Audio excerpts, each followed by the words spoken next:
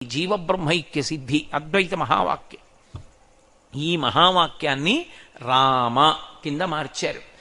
వశిష్ఠుడు ఇంత ప్రయోగం చేసి ఆ పేరు పెట్టాడు.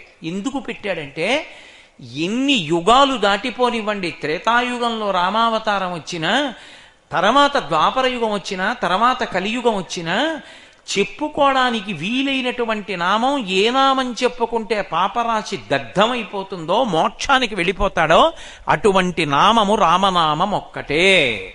అందుకే ఆ రామ అనేటటువంటి అక్షరాల రెండిటినీ ఎందుకంత జాగ్రత్తగా కూర్చాడంటే వశిష్ఠుడు, ఒత్తులున్నాయనుకోండి నేను పలకలేనండి అంటారు.